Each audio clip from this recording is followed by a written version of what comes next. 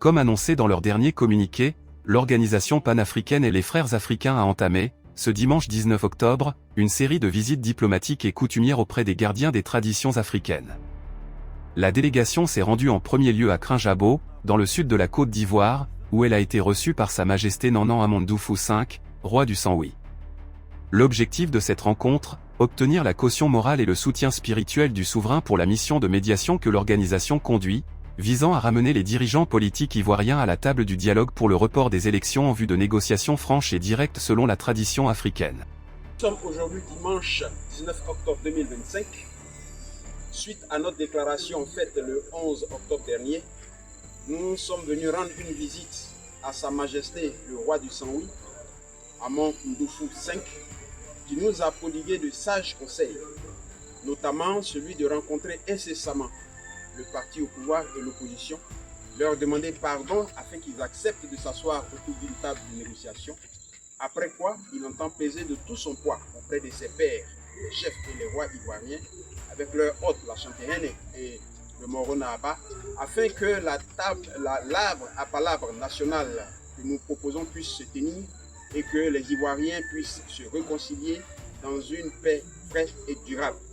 Selon les précisions recueillies, le roi Nanan Amondoufou V jouera un rôle clé dans cette démarche. Après la semence symbolique initiée par les frères africains, il s'emploiera à contacter l'ensemble des chefs traditionnels afin de convoquer un grand dialogue sous l'arbre à palabre, symbole d'unité et de réconciliation africaine. Les frères africains, de cette démarche que nous sommes en train d'entreprendre. On a fait notre communauté et le roi du Saint-Louis a saisi ça, a saisi l'opportunité.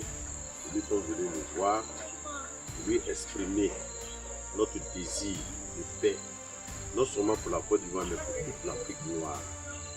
Et nous disons merci à Sa Majesté qui nous a reçus, qui nous a donné de bons conseils, et qui nous a donné sa portion de bénédiction pour que tout ce que nous allons entreprendre, que ce soit en Côte d'Ivoire, que ce soit partout en Afrique, soit béni par nos ancêtres, par Dieu, et par tout ce qui nous entoure comme sujet.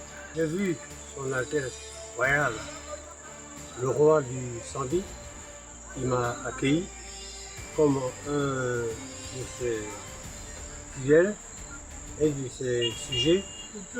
Et nous lui avons fait part de nos projets et il est à 100% d'accord.